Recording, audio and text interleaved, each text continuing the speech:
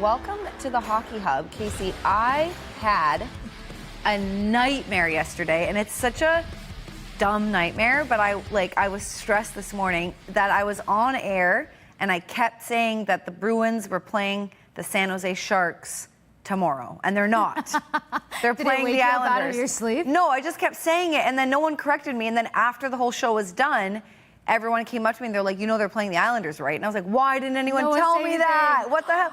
Do you ever get trapped like in a nightmare where you screw up? Yes. And it's like on loop. It's on loop. I've had it just be on loop before, and I'm like, what the heck is going on? Yeah. And sometimes you wake up in the nightmare again thinking that it's over, but you're still. But you're in it. Yeah. Yeah. Oh, It's such a small mistake, but I think I just kept previewing the wrong team and no one was correcting me. And I was like, can somebody do that next time? Somebody help. Help me. They're not playing the San Jose Sharks tomorrow. They are playing the New York. Are they playing the Islanders? Yes. They're playing the Islanders. I'm scared. I'm stressed. No, you got it. I know you got my back, though. I do. The Bruins are playing the New York Islanders tomorrow. They're riding a 3-game winning streak. Kasey and I are going to talk about the weekend. Ty Anderson also joins us. He's been on our show before. Love him as a guest. I feel like I always say I love every guest we have, but that's true. We have good guests. Yeah. Yeah. I'm going to stop saying people are my favorite, though, because that's just mean, because everyone's kind of my favorite, but I do love Ty. But if it makes you feel better, like if it comes like from a parental standpoint, yes, parents will call everyone their favorite. That's true. And it makes sense. It's not wrong, and it's not illegal to say. Okay, well, he's definitely one of my faves. He's very entertaining, and we're going to have him on in about, 15, 20 minutes. Yeah. He's going to give us his take. They, what the heck am I talking about? Everyone except us, because we're on the show, was at morning skate. I was going to say he was at morning skate today, or practice, but I don't know that, so that's why I fumbled. Somebody said that he walked across the camera while they were editing. So okay, he was there. I think we got a cameo. Okay, perfect. Cameo. He was there at morning skate. That's why I fumbled, because I was like, I can't confirm that. But what do we, Bruins are on a 3-game winning streak. Won 4 of their last 5. We needed this. We needed this. They look like a different team. I think one of the questions and the themes that we're going to be asking Ty is like, do we have enough of a sample size? Is this their identity? I don't think we do. That's my hot take. We can get to that later. I don't think we have enough of a sample size. Plus, there's a big injury now, so we don't really know what this team looks like, but we know more of what it looks like than we did 6 games ago. 100%. And I also don't want to say anything in terms of I think we're getting closer to figuring out this team, because then everyone's emotions get so high, the expectation kind of gets unrealistic. And like you said, with Elias Lindholm out of the mix for however long that's going to be, I feel like now we're looking at the sustainability of the identity that they're trying to create. Yeah. So I'm not jumping into any of that. Same. We have a lot of sound to get to. So from after the game, from practice today with Marco Sturm. Oh, I have a great Marco Sturm story too. I'll share it with you later. I don't know why I just threw that in there as a tease. Teaser. Well, if we have time, I'll get to it, but it's kind of funny. I'll tee you up for it. Okay, tee me up for the story. So we'll get to all that sound. I kind of want to roll with it, but just your take, I gave my 2 cents over the weekend on the shows, your take on these last 3 games and what's been working for them. You can go detailed, you can go big picture. Yeah, I'd say from a big picture standpoint, I think we've all talked about what it means to get Hampus Lindholm back in the back end. Yeah. I feel like he just creates this settle, this presence among him, and I feel like everyone falls in line when things are taking place around Hampus Lindholm and the versatility that he brings. So whatever is called for, he can help be a spearhead in that. I feel like we've seen another leadership stride for Zadorov, seeing as how he's been in different pairings and how different players have been able to rely on him but kind of find themselves in this system because of Zadorov, and we'll get to a soundbite on that. The other thing is finding more 5-on-5 success. And that was a big thing. It was talked about in play-by-play. I think you guys talked about it on pre and post, but I feel like that's what we saw. This is a previous game versus a really tough Carolina offense where they didn't try to rely on any sort of special teams momentum. And even though there was plenty of opportunities, it wasn't their identity in that game. And that's really strong to see versus a Carolina team. Now, they're out with a lot of their top defensemen, but regardless, I've mentioned on Boston's End of the Chat last week, game by game, I think they're getting closer to finding their identity. I still don't think that they're there. Right. But that's why I'm saying that, we don't need a sample size at this moment. It's still pretty early in my opinion. And a little bit of practice, a little bit more practice time, still not enough. I think that Ottawa Senators game, I think we said this on the show, it's got to get worse before it gets better. My mom always says that, actually. And I hate it when she says that. But because it's always true. Yeah, sometimes it does have to get worse before it gets better. By the way, this is kind of what their numbers look like. Not kind of. That would be weird. Look, we're getting down to the point percentage. So this is exactly what their numbers look like over their 3-game win streak, 4-1-0 record since a 6-game losing streak, which stunk. But back to the Ottawa point, I think that was such a bad blowout and such a bad loss that it almost needed to happen, Mm-hmm. and it happens to everyone too. Maybe not every year, every season, but this is not the first time a team's gotten blown out or not showed up. Whatever, it happens to everyone. Game. It was but it was at the end of this terrible losing streak too, and it like kept piling on. That a lot of the media were asking questions to Marco and to the players about the system, and it was almost questioning like, are you sure you know what you're doing? Like, are we sticking with this? And his answers, were, I know this is hard. It's going to take a lot of practice. Some of these players have been playing like this their whole lives. Mm-hmm. This is what I feel like we need to do. It almost was one of those moments, and I'm not speaking from knowing for sure. Mm-hmm. I'm just speaking from what I think, that in the room, especially having Marco emphasize, we are sticking with this, that it was kind of like, okay, we're sticking with this. Well, it goes to We've the got to buy-in. do it. Yeah. Yeah. And then, like, it's so funny that I'm glad that you mentioned it, because, like, when people hear everyone needs to get on the bus or we need buy-in, they immediately go to kind of like the far negative of the spectrum and think like, oh my gosh, like players don't like this system, Right. therefore there's tension with Marco. And it's like, I was never on board with that. My thing was, when you're implementing a new system, and when I saw it happen in Tampa Bay, I saw players, especially players that I sat down with one-on-one, be like, I'm just concerned on where my skill set lies within this system. Right. So it's not a buy-in in terms of questioning the coach or the implementation. It's just like, holy crap, can I do this? Right. And you're seeing more of a wavering in confidence, hence the buy-in, versus like there being any sort of bigger issue there. Right. And I think that that's been confirmed in the sense of like,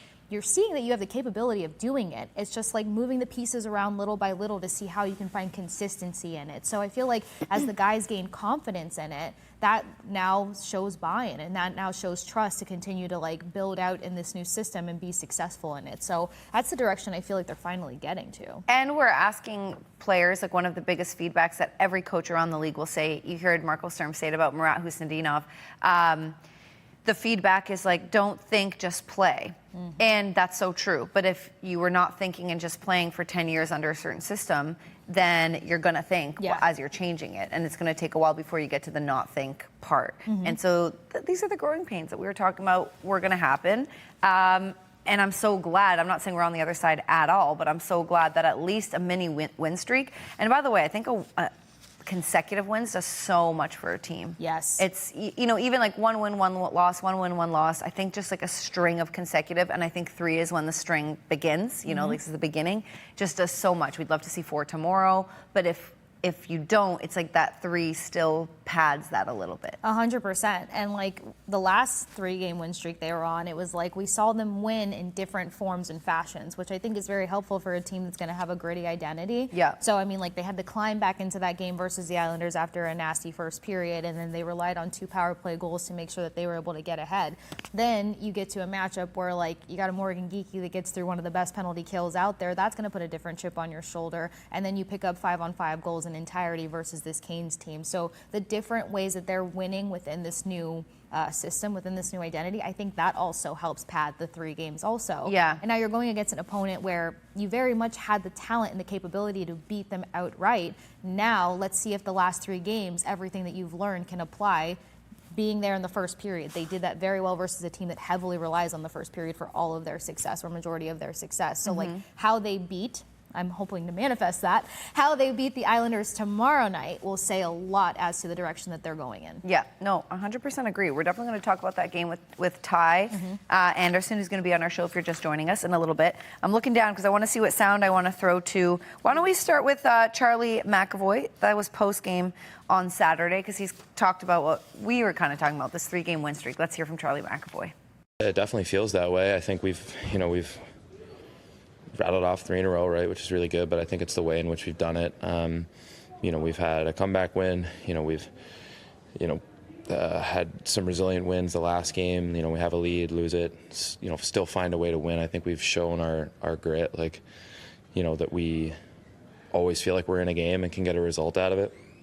And then today, kind of a weird one, right, with a delayed penalty, don't touch it. That was weird, but, all in all, go into the third period, win a game, right? Get 2 goals, besides that weird one, you preserve a win and play a shutdown defense to win a game. So I think we've done it 3 different ways, but it's allowed us to get back to 500, which was, what we wanted to do at this homestand.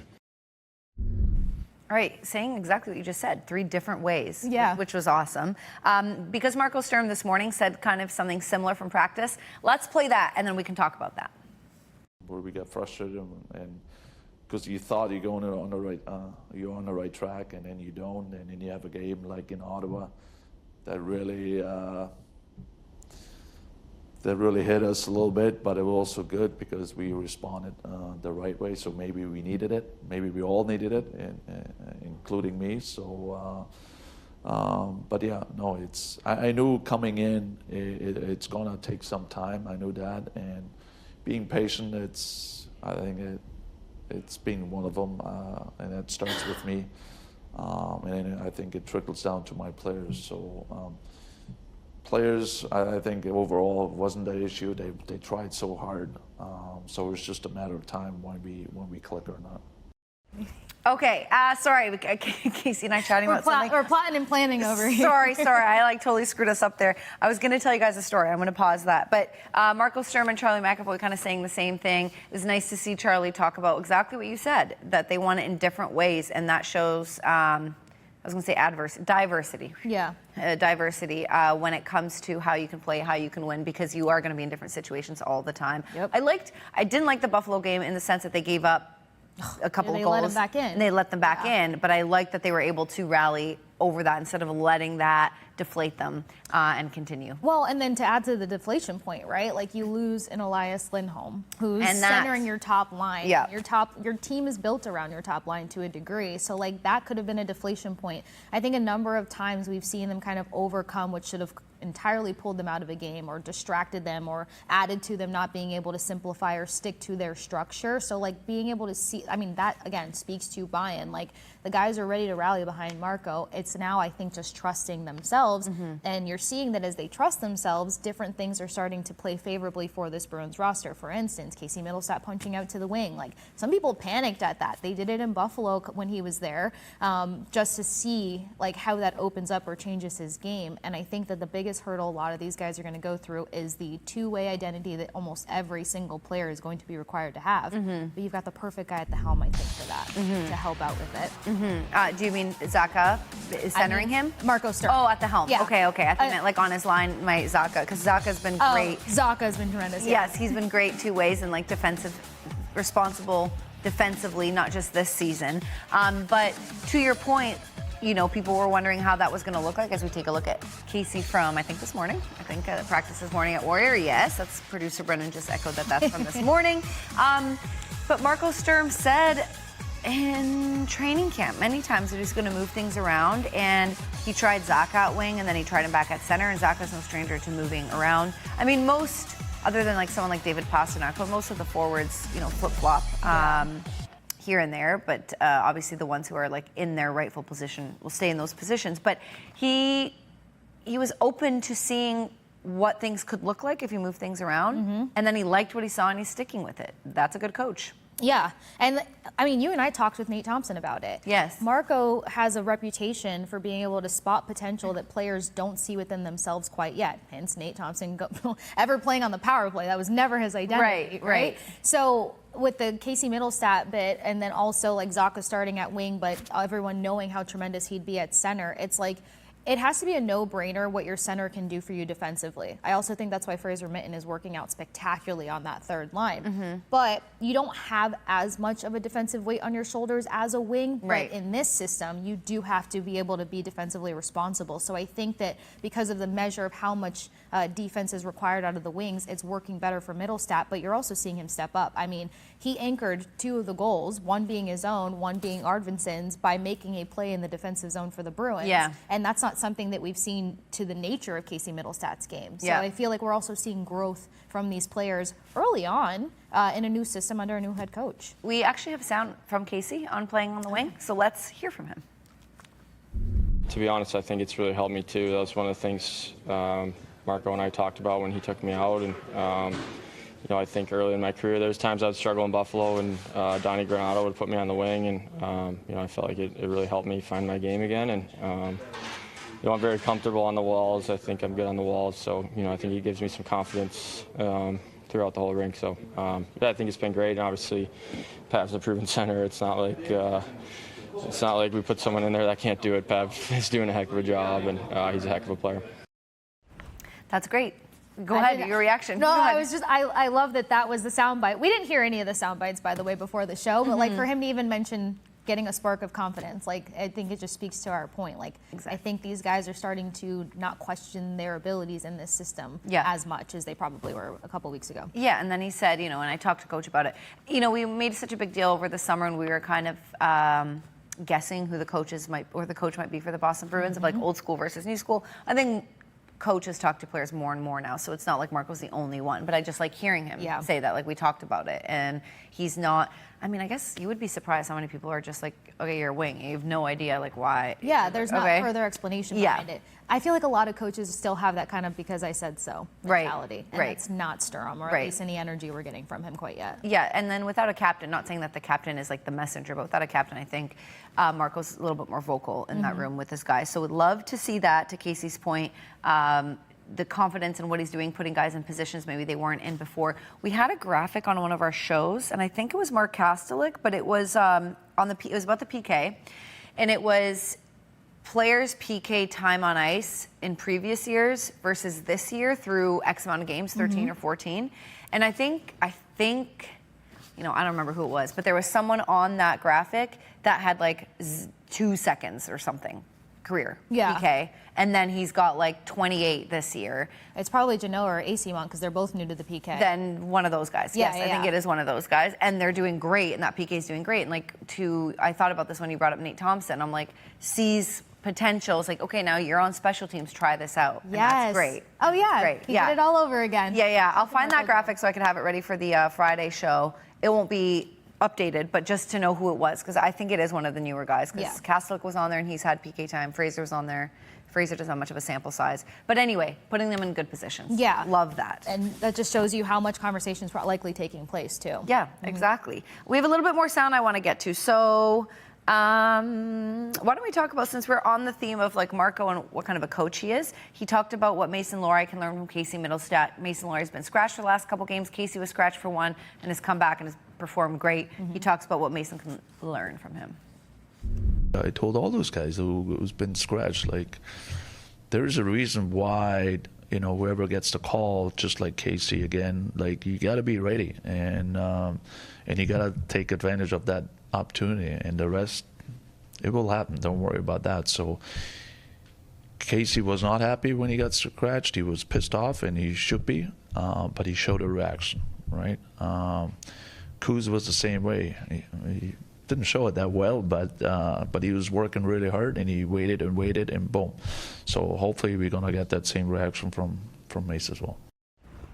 Okay, yeah, obviously you want to hear that. Actually, the guys on the show were saying they want the players who are scratched to be pissed off, because in another quote, a scrum, Marco was talking about, I think Mace was getting scratched, or maybe it was Casey, and he's like, oh yeah, no, he was okay with it. I think it was pre-game, and then after he said he wasn't, which, whatever, that's fine. Yeah. He didn't want to. It's probably died down anything to blow up. Yeah, to blow up, him. exactly. He didn't want to blow up anything before a game, but that's the reaction you want from a player. You don't want them to be like, yeah, okay, I'll sit this one out. You want them to be like, F no, like, I'm pissed. Yeah. So we want that. And we talked about it when the Bruins season unfortunately wrapped early last year, like, just kind of the emotion you see out of these guys and what that means and how they'll use it. So, like, a guy being pulled out of the lineup, you want to see them be emotional about it, to the sense of like how they're going to fix it, rather than like, you don't want them to be defeated and just like give up. Yeah. And that's what being quiet or being okay with the situation would kind of imply. So exactly, you know that these guys are hungry to jump back in. I think we have it not yet. On the other side of the break, we're gonna have Ty Anderson, but can we play sound to break? I'd love to hear Hampus Lindholm from practice today, because he's on the power play.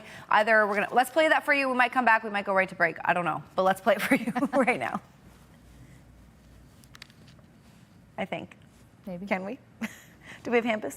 I think they're getting a lot of shots to the net, like direct, like not holding on to it, overthinking it, just being really direct and like being a shooting threat. Every time you get the puck, you want to be a threat out there, make guys having to either go to you and you can pass it along, or you take it to the net. What's the secret on entries? Getting a clean entry, that was something that was, you guys had struggled with in the past. Yeah, I think it starts with always putting the puck in a better spot when you hand it over. Like you don't just want to pass it for the reason of passing it. Like you want to try to make a read out there, and I think we have a great coaching staff here talking about power play, obviously Spotter's been great for us, giving us a good game plan. And if you get all 5 guys sticking to that game plan, that's when how you break teams down. And I think we've been good so far, but we can still improve and get even better at just sticking together out there as 5 and stick to our game plan. All right, I wasn't at practice today because we have this show, so I'm not sure if that's a reaction to him being on first unit or the second. We can ask Ty. Yeah. But he's consistently on a power play unit. He's just McAvoy's been getting that first spot. But I like what he said about that, and I've liked the second unit at times too, by the way. Yeah, they've had some of the better looks. Yes. Occasionally. They have, and that's something that's still a work in progress, but that also seems to be clicking. And you talk about 5-on-5 scoring, which is great. But it does give such a boost when you have that power play and you can get one of the 3-5 opportunities. It's tough when you don't click for a couple days in a row on the power play. That deflates. Well, it's like you said, that feeling of knowing when your power play unit goes out there that like they're more than likely going to be able to collect on that end. But I also liked how he broke down the fact of like not overpassing for the sake of passing. Like they've lost a lot of kind of momentum in the sense of taking those extra passes and like allowing defenses to set up or penalty kills to set up too much on them. Yeah. But also what Hampus Lindholm does so brilliantly and with just composure is he keeps the puck in play. And he does really well at finding those lanes to keep the puck in front of him, where like a lot of the times where they would get out of their power play opportunities because the puck was getting past the defense or past the blue line, and then you got to reset up, which takes so much time. So I mean, like I feel like he's a great voice, but also a great leader in the sense of like being able to be functional there. Love that take, Casey. We have Ty Anderson coming up on the other side of the break. We're going to discuss the game against the Islanders tomorrow, not the San Jose Sharks. That was a bad dream if you're just joining us. Maybe because they're like kind of hot right now. I don't know why I thought about the Sharks, but they were in my head. All right, guys, we'll be right back after this.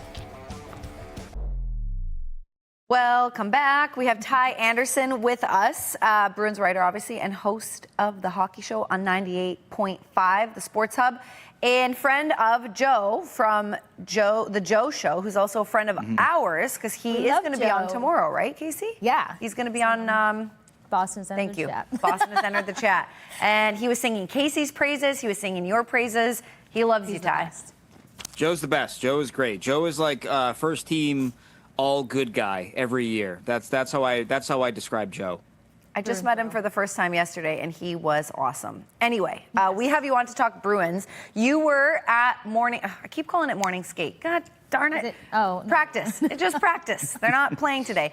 I keep calling it morning skate today. I had a nightmare, by the way, that I was screwing up on air all night last night, so I'm still really in a wants living to watch nightmare. The San Jose Sharks play hockey. I kept calling the Islanders the San Jose Sharks in my dreams last night. It's a whole thing, but it's continuing. I had a dream I got denied going to cover the game in New York. That's so yeah. So I had a dream that I forgot my press pass.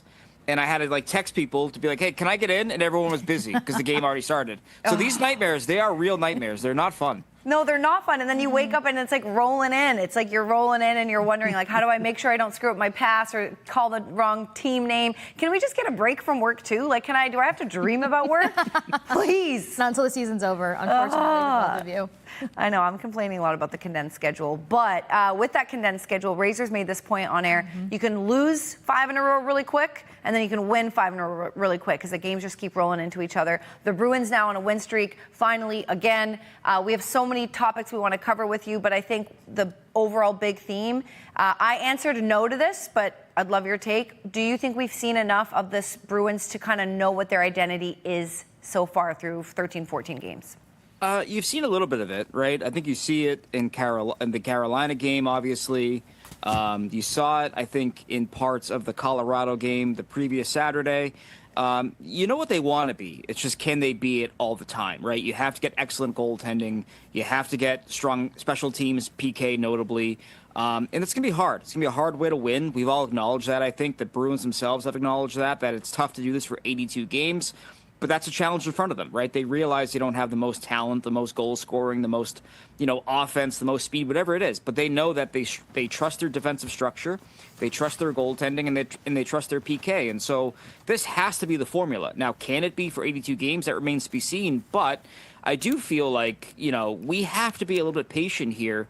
They just finished 14 games in 25 days.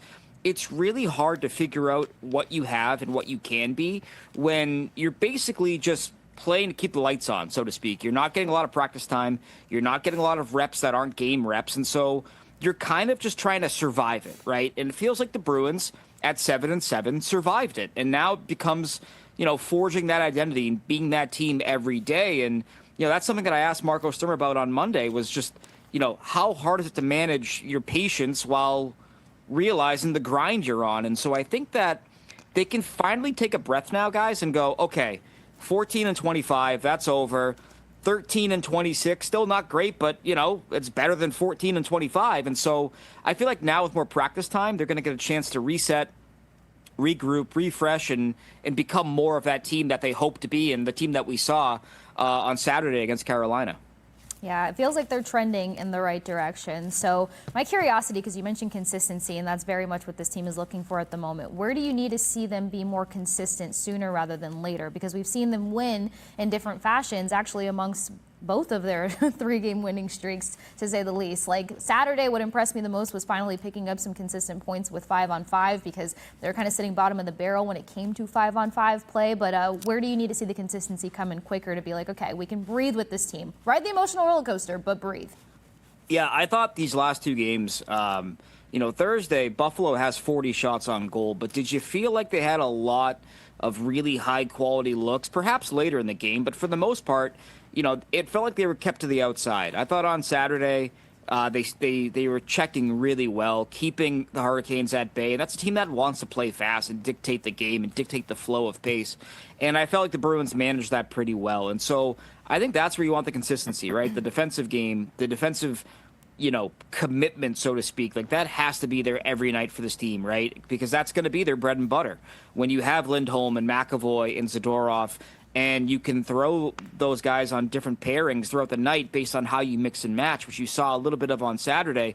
Zadorov was with McAvoy mostly, sure, but you did see some stretches there where Zadorov was with Yoki Haru.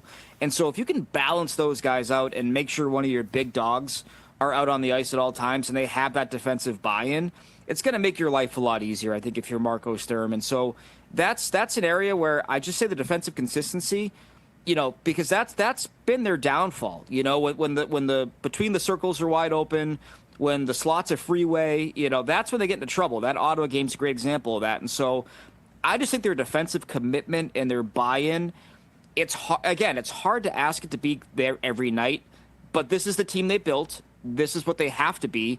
And so I think if your big dogs are rolling like that every night, Lindholm, McAvoy, and Zadorov, you're going to be a better team. And I think that's where I want the consistency to be, because those three guys are just so important to this team's, connectivity, their spinal cord, whatever you want to call it. Like, they are those guys for this team, it feels like.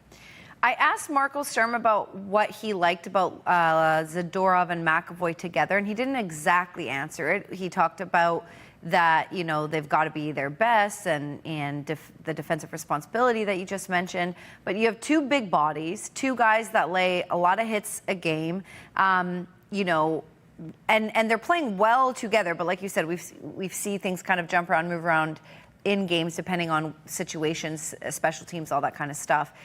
What do you like or do you not like Zadorov and McAvoy together? I don't mind it, even though some of the feedback here in the office has been, and on our set has been, that maybe spreading those guys out would be the better play, but he's not doing that. What are your thoughts on the two of them together? I got to say, I love Zadorov and McAvoy together. I think that they read off each other very well. I think both of them have a tendency to step up when the moment calls for it. And now the problem is, if both those guys are trying that at the same time, that could lead you into trouble. But I just like the attitude of that top pairing. And I like it because both guys embrace the challenge of going against some of the team's top players. And it's a challenge that I think suits someone like Zadorov and his personality. And it suits McAvoy and what he wants to be and what the Bruins hope he can be. And I just find that's a better fit than, say, Lowry and McAvoy. I just don't know if Lowry is ready for those top pairing assignments. They're very difficult assignments, especially in today's NHL. And so I just feel like there's a certain attitude and a certain edge that top pairing of Zadorov and McAvoy has that this team needs. I think the problem with last year, Sophia, was that you had a lot of guys that wanted to do the right thing, but they're better foot soldiers than leaders, so to speak. And I feel like Zadorov can lead with how he plays. McAvoy obviously wears a letter. I just feel like if you're going into battle, that's a top pairing that I really like because of the attitude and the edge and the tenacity they can set as the standard for the rest of the team.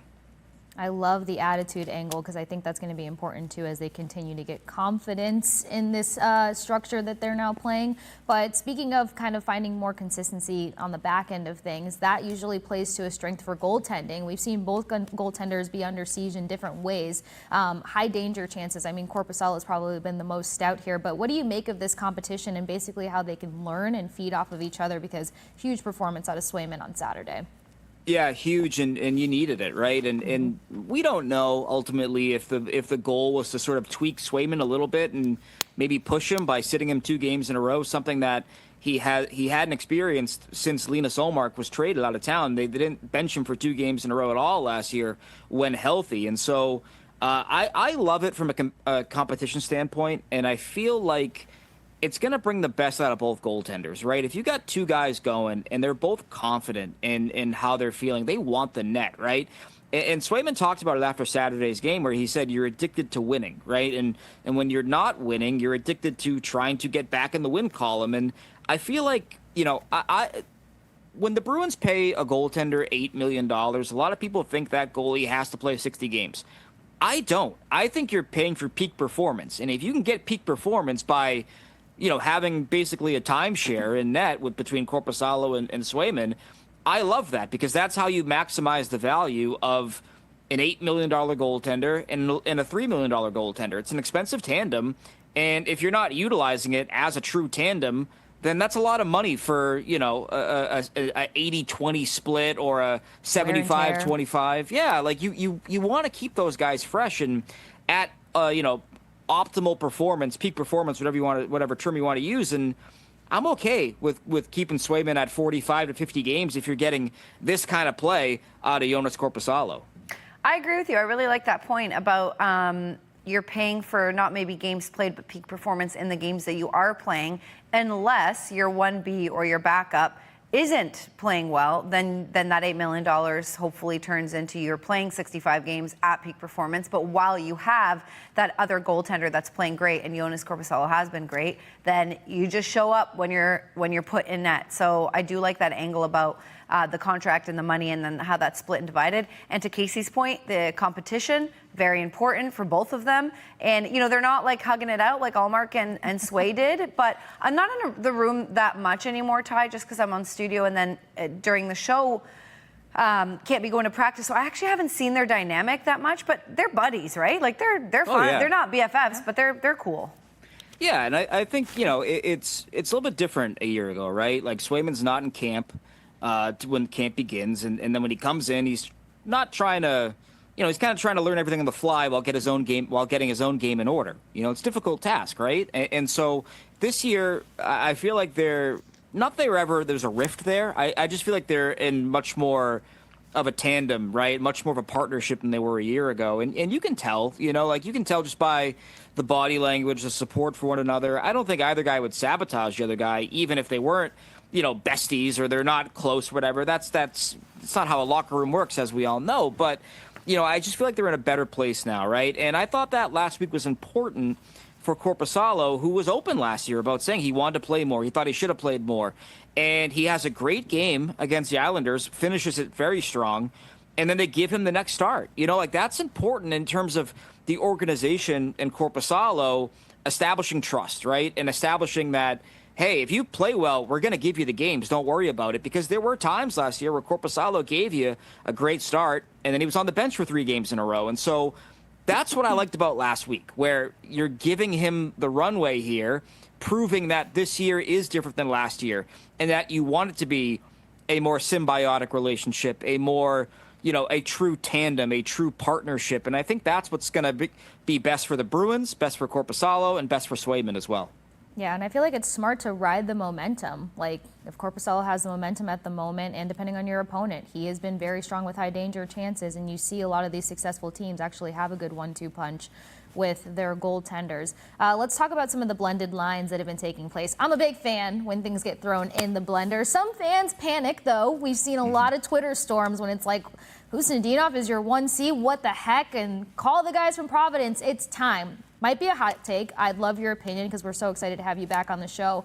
I feel like everyone who thinks that it's time to call anyone in Providence isn't particularly paying attention to the fact that systematically they might be able to contribute offensively, but I don't think that their offensive skills would translate in this system right out the gate like everyone assumes. And I think that Husnudinov very much earned that opportunity to be in a top 6 role, let alone 1C. What did you make of all of it? Yeah, well, I mean, it's a great point, Casey, and I think that you have to look at it from the standpoint of if you are a player who made this roster, right, and this is the first injury they've had up front, you're going to reach into Providence and call up a guy from Providence. What does that do to the morale of the players that made the team and have been putting in the work as a healthy scratch or as the extra body? They're out there working with whether it's Steve Spott or Jay Leach or Chris Kelly or whoever, the skills coach. You know, they're out there putting in the work after practice and they're waiting for their opportunity. And then it shows up, and then you give it to somebody else who is in the organization, yeah, but has been playing in Providence. You know, I think you have to be mindful of the morale and of the locker room and of the, you know, sort of the message you're sending, especially as a first-year head coach, right? And so, you know, I asked Marco Sturm when they were losing about, you know, what changes are you going to make to this team, and he said there's not a lot we can make. And so he's understanding that this is the group they have, and they're going to give them a pretty long leash to work out of things. And you know what? I love Marat Husnudinov being on the top line because you traded Justin Brazeau at the deadline. You didn't get a pick, but you got this player who was a second-round pick a few years ago, was buried on the 4th line in Minnesota. And Minnesota would tell you, people in Minnesota would tell you straight up, they go, we don't think he's a 4th liner, but we don't know where else to put him. You know, like, this is a chance for the Bruins to basically have a potential Morgan Geekie 2.0 here, where you give the player elevated role, elevated minutes, more offensive zone usage, and he becomes something for you. Because there's a lot of unknown with this team right now. We know they have Pasternak, we know they have Geekie, we know they have Lindholm. But beyond that up front, I mean, your most certain player behind that is probably Pavel Zacha. And so you have room to develop some younger players and have some guys be found money for you. And so that's what I like about using Husnudinov in an elevated role. You see it, right? You see the vision that he has offensively, the plays he can make, the speed. I feel like that's a player that you really should try to juice up in your top 6 somewhere, and you hope it works, right? Yeah, Casey and I talked about it, and, you know, I was saying I'm not calling this person this guy, but Brad Marchand started as a 4th line player and worked his way up. And to Casey's point about people on social media kind of like tweeting about that, like, what are we doing? Yeah, or like, oh my God, this is where we're at. We're so desperate. It's like, okay, hold on. It's just a couple games. And it wasn't a panic move. It was a reward move. Yeah. That's what it was. So there's a difference there. And then let's see. Like, I don't know. It's not set in stone. You can change it within the game if you want. But let's see how a couple games play out. And well, you and I also talked about the fact, and Ty, you basically just mentioned it too, Minnesota had him projected to be a top 6 guy, period. But as you mentioned, they didn't have the room and the capacity to put him there at the moment. Yes, and the Bruins do. And Marco Sturm said he liked what he saw in terms of strength on the puck, and that's something that, you know, is really emphasized with this team right now. And it's like the way they've been giving up pucks and coughing up pucks, and then defensive responsibility. We've already talked about that. That's not like it. That's not what got him to the top line, but just how hard he works. So let's see where this goes. But I'm liking it so far for sure. And it sounds like you are too.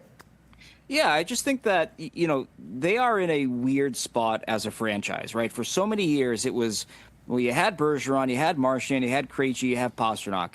And it was about finding guys that could just fit in, right? Like, I feel like this, where they are right now, like, there's room for a game breaker to emerge. Like, if you can dominate your matchups, or if you can prove that you can be a 40-point guy on a second or a third line, like, they need those too, right? Like, you look at sort of the talent drain in recent years, moving on from DeBrusk, trading Marchand, like, they got room for guys to step into some big roles here, right? And so I think, you know, it's important on the team to give players that opportunity, you know, and let them either sink or swim, right? And this is something that the Bruins did back in 2007, 2008 with David Krejci, with Vladimir Sobotka, you know, Patrice Bergeron. Like, these were guys that had elevated roles, and some proved to be key contributors or supporting cast members and others were traded. And so I feel like this is kind of where they are right now. Like, they want to be a playoff team, obviously.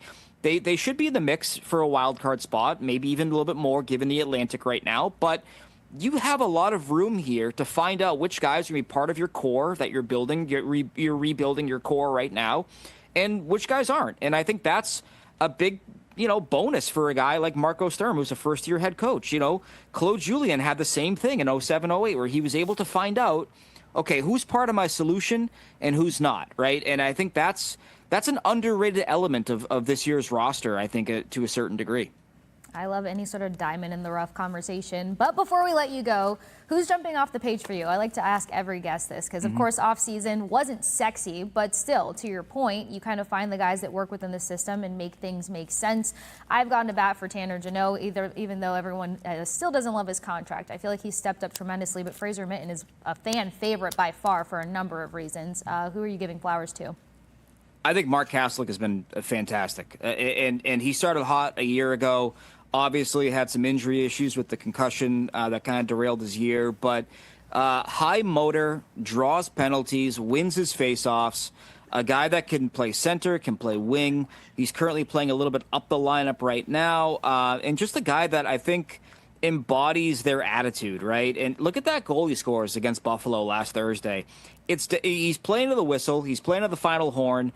He scores it from his butt, basically. Like that's what the Bruins want to be, right? And I think a guy like Kastelic is an underrated, mid-tier kind of leader, right? He could be a bottom six leader where he's perhaps not doing it with how he speaks, but how he plays. And I think that's a guy that he's shown up in a big way out of the gate this year, and I think he's been awesome for them. So I gotta go there. But I'm also tempted, Casey, to go Jonathan Aspero, a guy who he's been impressive. Put his time in the minors, 300 and something games in the AHL, makes his debut a week ago. Defensively, Marco Sturm has repeatedly cited how well he closes and how quickly he closes. And that's a system fit for them, and you're going to ride it until the wheels fall off. But if he can be a defensive stopper for them, I mean, that's one less thing you're worrying about on that left side that we've talked about so much. I love all your points, Ty. Tell us where we can find your work, or where fans can find your work, when and where, because I know you have time slots on 98.5. So go ahead and do that, and then I have a final quick question. Absolutely, yeah. You can find me every Saturday morning, 9 a.m. to 11 a.m. on 98.5 The Sports Hub. It's the hockey show every Saturday morning, so we'll always be there. It'll be myself and our broadcast crew at 98.5 as well, popping in studio or on the phone lines, depending on where they are. And you can also find all my written work at 98.5thesportshub.com as well. So, and just type in my name on Google, and you'll find where I am on social media. I'm on all the platforms, so I'm there. My last final question is a quick one about nightmares. Apparently, it's common for a lot of people to have reoccurring dreams about forgetting about one course in college, and you're about to graduate, and then you're like, oh my God, I didn't go to class. Has that ever happened to you? Well, I got to be honest with you. I'm a two-time college dropout, Okay. So I never graduated. So I think I just lived that nightmare instead of experiencing it a few times. No, the one that I always have is that I missed a flight and I have to find a new way of getting to a city. So whether that's a bus or a train. So I've become very good at learning all of my ways to get to city Y from city X, just in the event that it actually ever comes to be. So there's that. Okay, well, I hope it doesn't, and I hope our dreams are better to us tonight. Thanks for your insights on our show. We'll have you on again, I'm sure, in a couple of weeks. And the Bruins taking on the New York Islanders tomorrow on the island. Ty Anderson joining us. Thanks so much. We're going to send it to break. We'll be right back after this. Ty. Are you dressing up tomorrow for your kids? Yes. What are you going to be? You will see tomorrow. Okay. Did you say who's going with you? Yeah, he will. Yeah, he's gonna hold my basket with my candies. We didn't get proof of the basket holding. We didn't get proof of the basket, but the costumes were cute. Oh my gosh, fantastic. Nisha? Not. Oh, maybe that was on our, sorry. I was like, sorry. I promised you I would never, just throw you under the bus. I totally threw you under the bus. I think that there's so many hockey shows, I don't remember where we talked about anything. But I think on the pre and post, we the bear he was Misha or Masha, which is like from a Russian cartoon. Oh, okay. Yeah, okay. I was like, Misha, and you're like, what are you talking I about? don't know. I didn't meet Misha. Sorry. I think it totally was from fine. a Russian cartoon, and then Husnudinov was a scarecrow, right? Yeah, the crow. Well, I mean, but he was like terrifyingly perfectly dressed for the scarecrow that he was running around. Like that would have me running in the opposite direction, just so everyone's fully aware. No, great scarecrow costume. Oh yeah. I love that. And then he also did Mad Hatter, which was like insane. The makeup was so on point. Yeah. So we know that Husnudinov and Zadorov are actually good Halloweeners. Ooh, we got it. Okay, great See transition this? into that. So my pet peeve with Halloween costumes is if you just like buy something and put it on. To me, the best Halloween costumes means arts and crafts. So if that means makeup, effort. If you're like, I'd rather you like crazy glue a costume together in terms of like you buy, you know, a skirt or whatever it is, like at a secondhand store, and then you like you put it the together. makeshiftiness of yeah, it. like that's I don't like those like just buy a Halloween costume. Well, because I think it means more. Totally. I don't want to say like means more, but it means more. And then depending on how many times you got to put that outfit together, like when it comes to planning Halloween, I think it makes it worthwhile to like piece it all together. Yeah, piece all together, get creative. When I was younger, I had roommates and they did that. We did that every single year. I joined them in their tradition, but very artsy and so much fun, like It is a weeks leading blast. up, just making creative things. Yeah. I think we have a list not a list, I guess a list or a slideshow of photos All the players from the outfits. Bruins Halloween costume. Should we start with the team photo? Yeah, let's From the break that one Halloween down. party, which they had Saturday night. So it's kind of far away, but you pointed out the Mad Hatter that Yes. you liked. What else? I see an alien. Which Pirates. is- actually, I think we have a call out here. I Okay. think we have to call into question Sean Corrali. Yeah, so you can't really see, but he's just wearing a Bruins sweater. Right. Like What the heck? Did he not get the memo? right. Like was it last minute? Did he not have a plan? I'll What ask was him. yeah, I was gonna say. When I have a feel like chance. we kind of need to get to the bottom of that. Loving the princess look from McAvoy. Oh yeah, okay, yeah. I think we have a photo of it. Wicked? Charlie and Kylie Not a McAvoy. princess. Galinda. Is it Galinda? I think so. Oh, it is Galinda. I thought it was Belinda. No, it's Galinda and Elphaba. I love that. Mm-hmm. That's great. And I love that he was the princess. Yes. Instead of the other way around. Exactly. The commitment was tremendous. Commitment was great and very on point. Very on point because not episode 2, but part 2. Part 2 comes out in a couple weeks. Oh yes. It does. Yeah. Okay. So I very almost on forgot brand. about that. Love it. Who do we have next? I'm just going to let the producer roll with it. I think we are going in order on the list. Okay, Jeremy Swayman and Alessandra Swayman. Well, she's not Swayman yet. But soon to be Soon Sway. to be. They are engaged. Soon to be Mrs. Sway. Oh, also, same theme, Tin Man and Dorothy, but different era. Didn't even pick up on it. I didn't either until now. I love it. I That's love the teamwork. shoes. I wonder if she put those together or bought them, like bought red shoes and glued sequins, or I'm gonna bought them. assume bought them. Probably. Yeah, that one might be a bit of a task. I have glued myself to things in my house before trying to take on that mission. Crazy glue. Okay, help me with this one because you knew who it was. I Oh, didn't. I was a fan of this one. Matilda, and I think Kastelik killed it. I change his name all the time. I But call him who is he? Kastelik.